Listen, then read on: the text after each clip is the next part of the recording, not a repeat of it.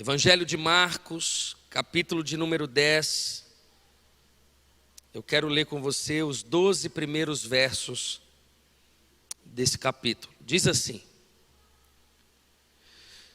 Então Jesus saiu dali e foi para a região da Judéia e para o outro lado do Jordão. Novamente uma multidão veio a ele, segundo o seu costume, e ele ensinava. Alguns fariseus aproximaram-se dele para pô-lo à prova, perguntando: É permitido ao homem divorciar-se da sua mulher ou de sua mulher? O que Moisés ordenou a vocês? Perguntou ele.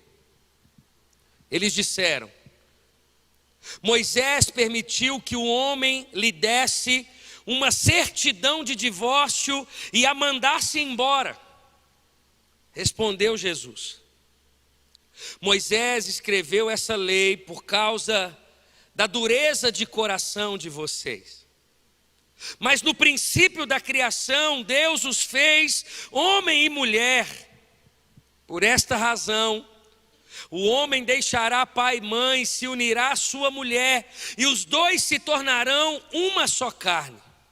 Assim, eles já não são dois, mas sim uma só carne. Portanto, o que Deus uniu, ninguém o separe.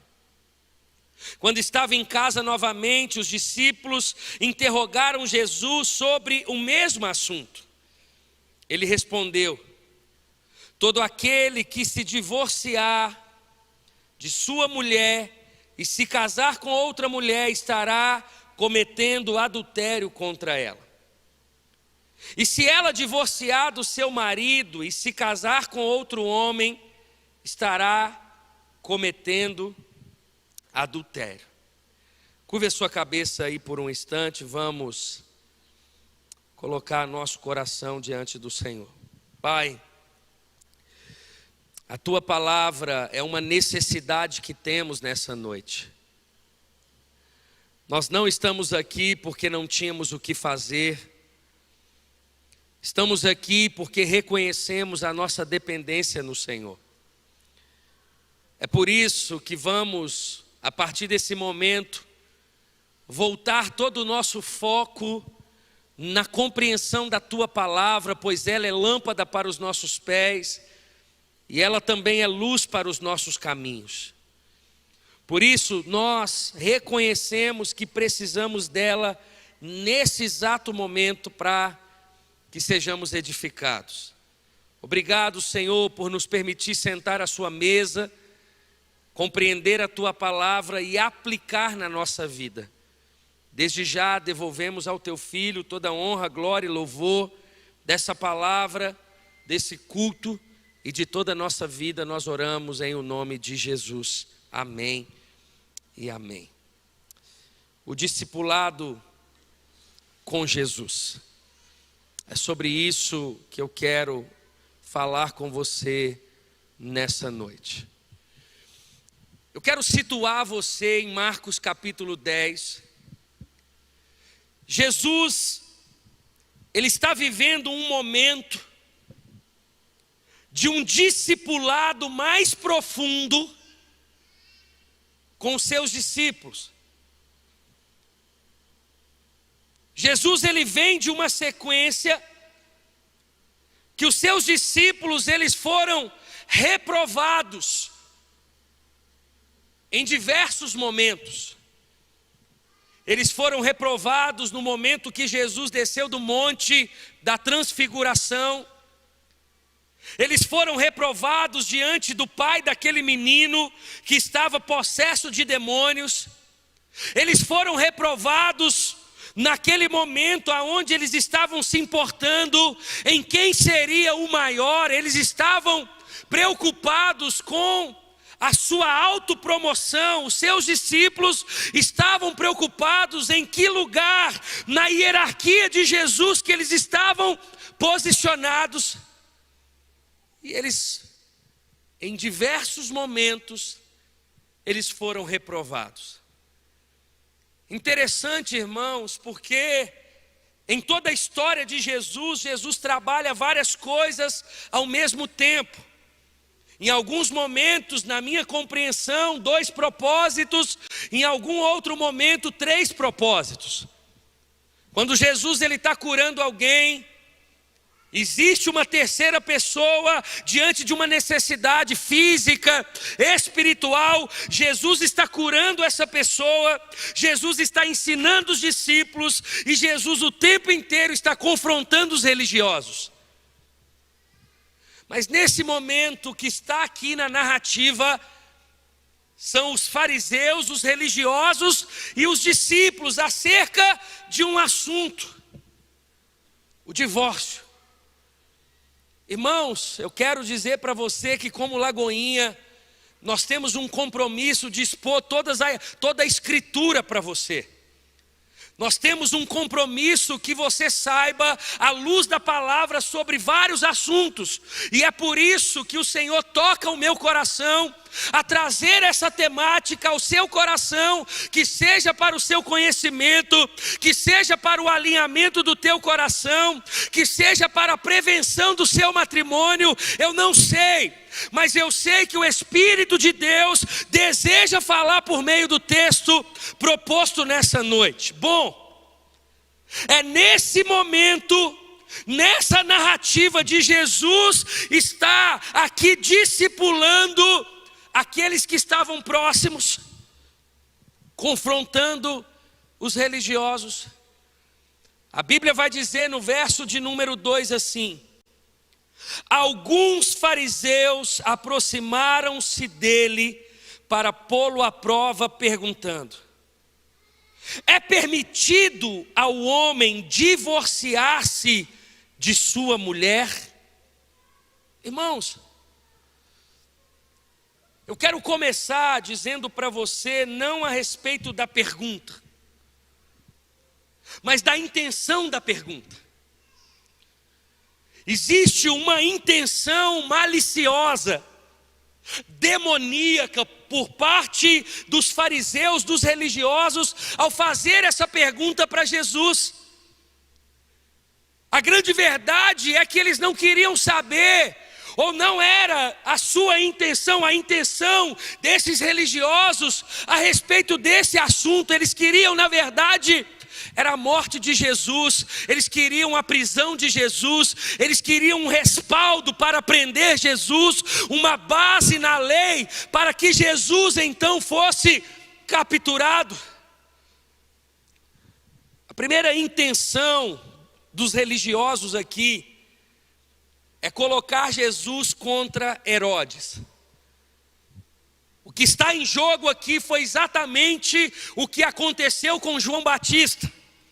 Você sabe da história. João Batista, ele foi decapitado, a sua cabeça foi colocada sobre uma bandeja e colocado e levado diante de uma celebração. E é exatamente isso que os fariseus têm como intenção. É colocar Jesus contra Herodes. Afinal, Herodes vivia um contexto dentro do pecado ou da pergunta feita. E é por isso que os fariseus tinham por objetivo colocar Jesus contra Herodes. Mas eles também queriam colocar Jesus contra Moisés. Eles queriam colocar Jesus contra a lei. Eles queriam colocar Jesus contra a palavra.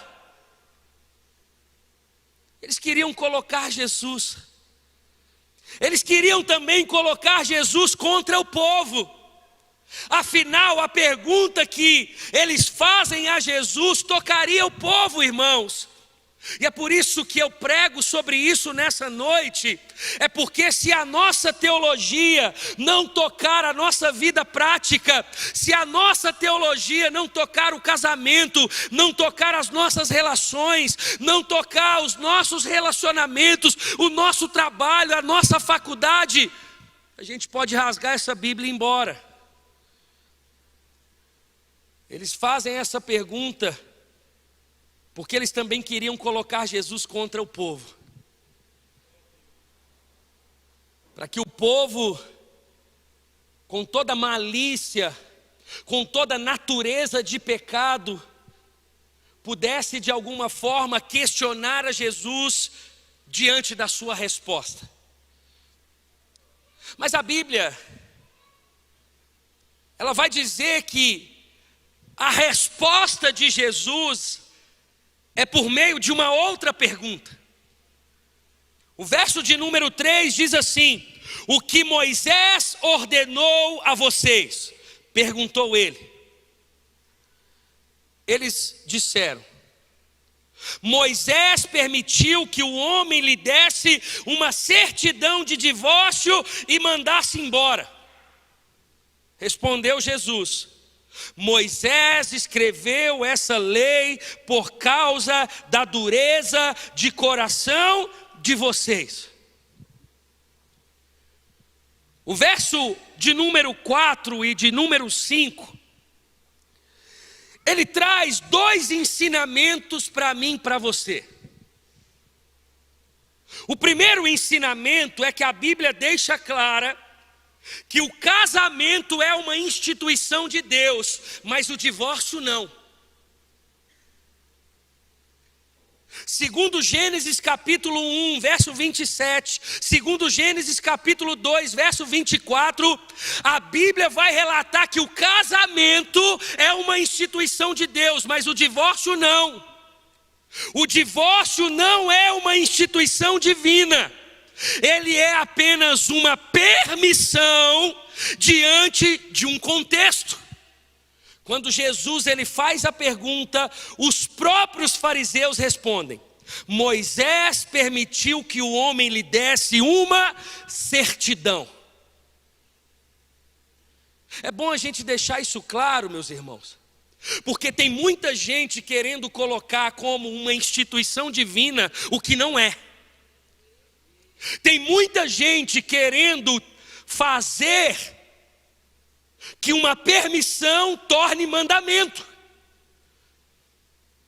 O que o texto deixa claro é que o casamento, ele é uma instituição divina, mas o divórcio não. E eu quero deixar claro que sobre esse assunto, esse texto não resume, não responde a complexidade. Eu não estou aqui dando uma aula, uma palestra sobre divórcio, não. Você vai entender aonde eu quero chegar. Eu estou deixando claro que na exposição de Marcos capítulo 10, do verso 1 ao verso 12, a Bíblia deixa claro que o divórcio é uma permissão diante de um contexto e não uma instituição divina. Agora, a Bíblia, por meio do verso 5, vai dizer assim: Moisés escreveu essa lei por causa da dureza de coração de vocês. Isso me faz refletir que o divórcio, ele tem uma raiz. E a raiz de toda separação de uma instituição feita por Deus, criada por Deus, é o pecado. O problema é que a gente pensa nessa narrativa apenas em pecado sexual, e pecado é pecado. Por exemplo, se eu chego em casa, a Isa tem uma situação para resolver comigo. E ela tem razão, eu errei com ela. E ela expõe, ela briga, ela xinga, ela me confronta. Eu tenho a opção, se eu tiver um coração em Jesus, quebrantado, arrependido, ensinável, de virar para ela e falar: amor, você tem razão, eu preciso te pedir perdão. Eu não sei o que falar diante do que você está dizendo, senão mudar de postura diante desse contexto. Nunca mais eu vou fazer isso, me perdoa. Ou eu tenho a opção, se o meu coração estiver duro, de dizer: olha, Eu estou pouco preocupado com a sua opinião, amor. Eu não te devo satisfação nenhuma. Faz o que você quiser da sua vida, inclusive se você quiser voltar para a casa dos seus pais, faça isso. Eu sei que eu estou errado, mas eu permaneço com uma dureza de coração. É por isso que a raiz daquilo que nós entendemos biblicamente, que é apenas uma permissão diante de um contexto, existe uma raiz. Às vezes a raiz é uma agressão, às vezes a raiz é uma infidelidade, às vezes a raiz sempre é o pecado, fato. O próprio Cristo vai dizer que Moisés disse isso por causa da dureza de coração.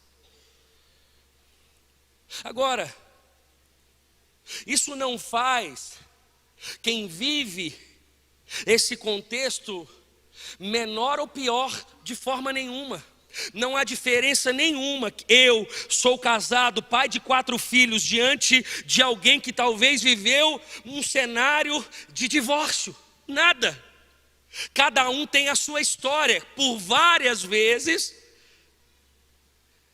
eu fui com pessoas na delegacia, homens que agrediram mulheres, e que veio no gabinete pastoral, e a gente foi fazer a denúncia, e o pastor estava ali, a igreja estava ali auxiliando, instruindo biblicamente a respeito do assunto, e dentro de outros contextos também. A Bíblia simplesmente está nos ensinando e trazendo uma compreensão primeiro. Irmãos, que o casamento ele é uma instituição de Deus, o divórcio não, apenas uma permissão. E que todo divórcio ele tem uma raiz. E essa raiz é o pecado, na perspectiva de Jesus, por meio de uma dureza de coração. Agora, eu quero voltar no verso de número 2, porque eu esqueci de dar uma aplicação. Eu disse que, diante da pergunta que os fariseus fazem a Jesus, Jesus ele consegue perceber a intenção da pergunta. Jesus consegue entender a malícia da pergunta. Jesus ele consegue entender a motivação dos fariseus. Irmãos, se tem uma coisa que a gente pode aplicar diante dessa pergunta que é feita para Jesus, a fim de que Jesus fosse colocado à prova, eu faço uma oração para que o Senhor dê a mim, a você, discernimento espiritual, para que a gente consiga discernir a malícia das pessoas. Para que a gente consiga entender, irmãos, discernir os ambientes que a gente está, as negociações que a gente faz. Jesus ele percebe a malícia dos fariseus, mas muitos discípulos não conseguem fazer o que Jesus faz. Eu oro nessa noite para que o Senhor nos dê discernimento espiritual, para que você não entre numa sociedade que não é para entrar, para que você não entre num relacionamento que não é para entrar, para que você não faça o que não é vontade de Deus. Jesus percebe. É por isso que Jesus ele responde com outra pergunta. O grande problema é que por falta de discernimento a gente está falando o que não deve, sofrendo uma consequência pelo nosso erro e ainda colocando a culpa no diabo. Ou em outro contexto. Agora, o verso 4 e 5 ele nos ensina que o casamento é uma instituição divina, o divórcio não. Ele é uma permissão diante de um contexto. E o texto, ele nos ensina que a raiz disso é o pecado. Agora, o verso 6 vai dizer assim: mas no princípio da criação, Deus os fez homem e mulher. Por essa razão o homem deixará pai e mãe e se unirá à sua mulher. Duas compreensões no verso 6 e verso 7. A primeira é que a instituição casamento, criada por Deus, ela é heterossexual. O texto deixa claro que a instituição casamento é para homem e mulher. Não existe biblicamente respaldo nenhum para a instituição casamento homoafetiva. Não existe. O verso 6 vai dizer assim: mas no princípio da criação, Deus os fez homem e mulher. Jesus está numa narrativa, os discípulos estão aprendendo, Jesus faz questão de responder com sabedoria os religiosos, para ensinar os seus discípulos a respeito do assunto, e Jesus aproveita para deixar claro que aquilo que ele criou, que é a instituição dele, foi o homem e a mulher. Mas o texto, verso 7, vai dizer: por essa razão o homem deixará pai e mãe e unirá a sua mulher. O que isso quer dizer? Isso quer dizer que o casamento ele não é apenas uma instituição heterossexual, ele também é uma instituição monogâmica. Não é poligâmica. Não existe respaldo bíblico nenhum para que um homem tenha mais do que uma esposa ou que uma esposa tenha mais de um marido. O texto vai dizer: e unirá a sua mulher, e não as suas mulheres. Verso 6 e verso 7. Irmãos, é importante a gente deixar algumas coisas claras, porque o que está em jogo nesse discipulado de Jesus, o que está em jogo de Jesus percebendo, os discípulos aprendendo com a pergunta dos fariseus, ele ali com uma narrativa, ele poderia ser morto, ele poderia ser decapitado, ele poderia ser preso, crucificado antes da hora, ele poderia colocar tudo a perder, obviamente que não, pela sua soberania, ele sabia do propósito de Deus, mas ele está ali ensinando os discípulos e Jesus deixa claro, e é por isso que a gente precisa falar, para deixar claro o que é de Deus e o que não é. E o texto continua dizendo: e os dois se tornarão uma só carne. Assim eles já não são dois, mas sim uma só carne. Portanto, o que Deus uniu, ninguém o separe. Tiago e Fernando, eu os declaro. Estou brincando.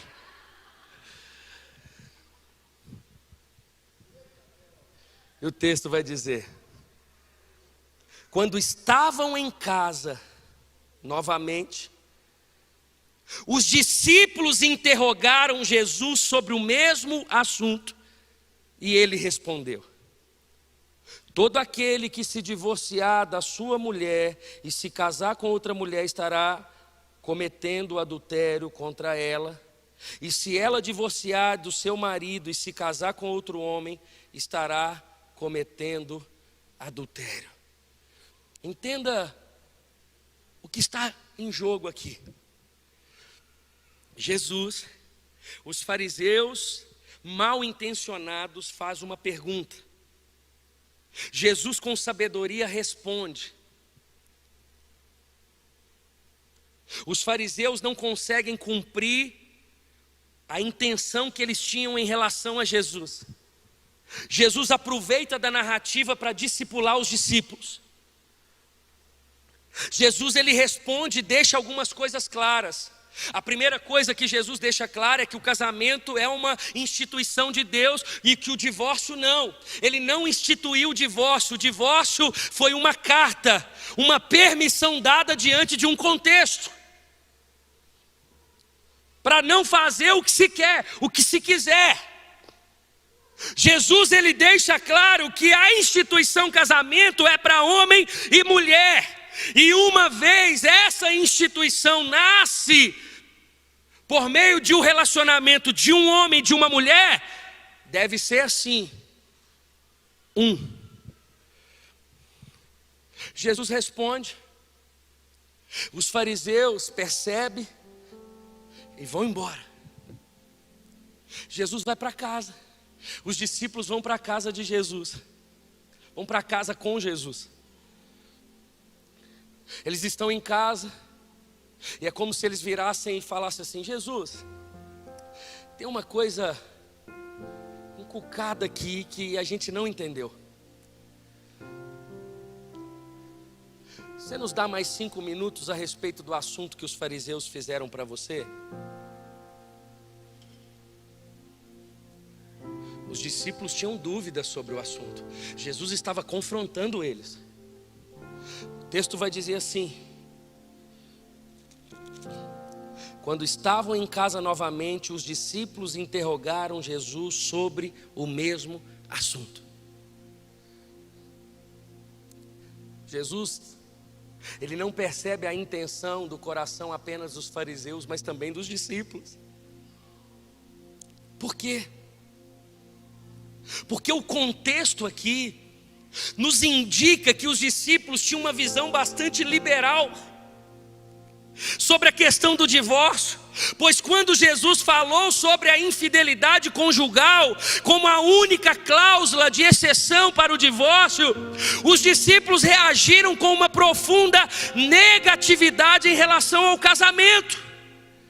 O que os discípulos, num outro evangelho, os discípulos disseram: se essa é a condição do homem relativamente à sua mulher, não convém casar. É como se os discípulos dissessem assim: se eu não posso fazer o que eu quiser do casamento, é melhor nem casar.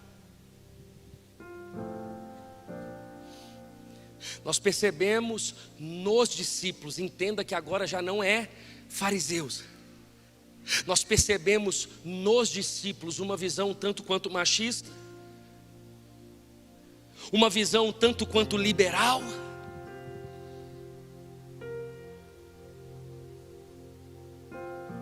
É por isso que Jesus é claro na sua resposta: todo aquele que se divorciar da sua mulher, e ele segue o texto e responde aos discípulos. Irmãos, o que a gente pode tirar disso tudo? Essa palavra vem para que eu ensine você uma coisa diante da sociedade que a gente vive: não busque respaldo para os seus interesses, busque a vontade de Deus e viva nela. Tem muita gente querendo respaldar os seus desejos, mas não estão dispostos a tomar a sua cruz para viver a vontade de Deus. É daí que saem as heresias. É daí que as pessoas encontram permissão para fazer o que elas quiserem. É daí que a gente vai tirando Deus do centro do nosso coração e colocando a gente, como diz aquele teólogo na frase que ele disse: ou a gente crê em toda essa Bíblia, ou não é em Jesus que cremos, mas em nós mesmos. Tem muita gente tirando Jesus do centro do coração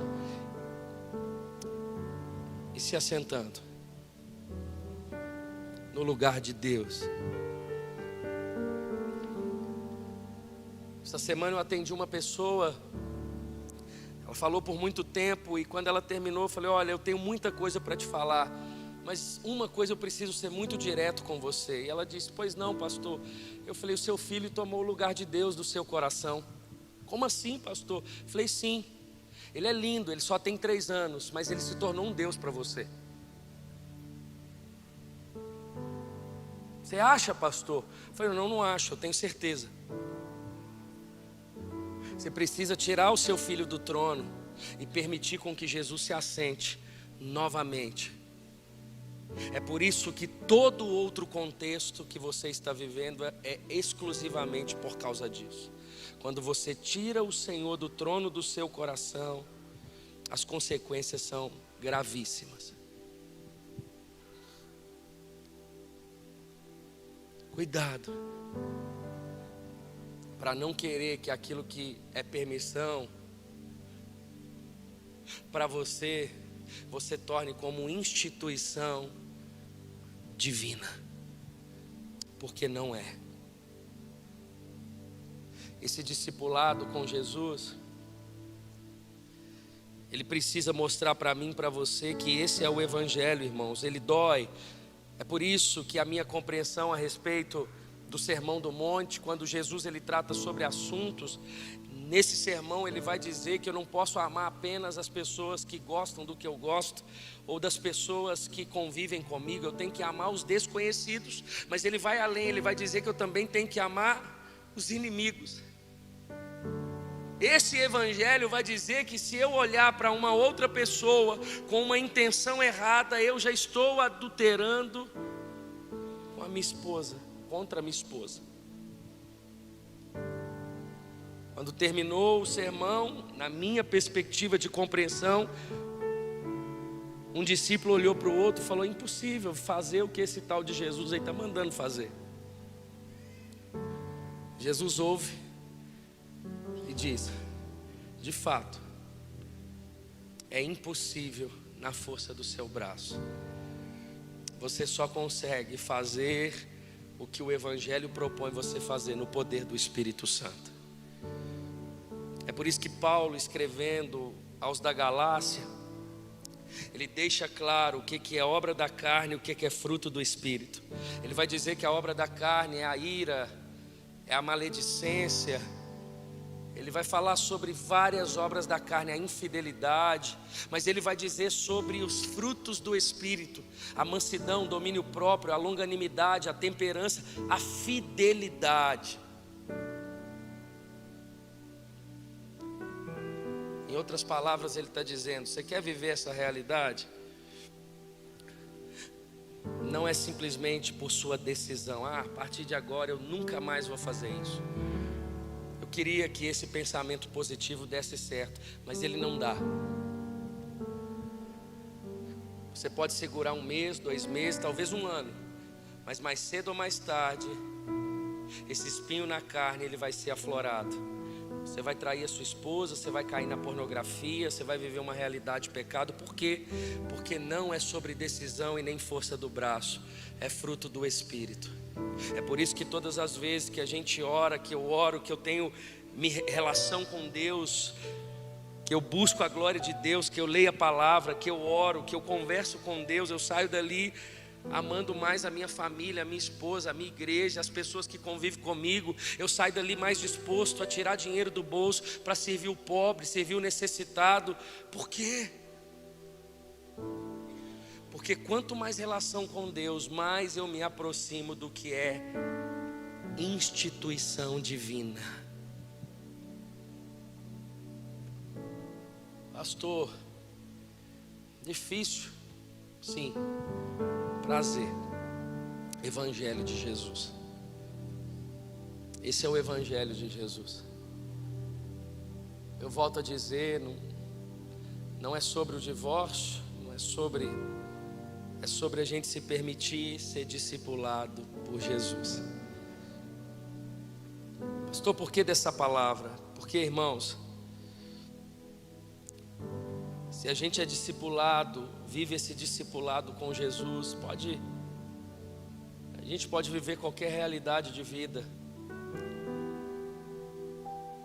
A nossa preocupação não vai ser exclusiva para qual presidente vai ganhar. A nossa preocupação não vai ser com as coisas que eu tenho.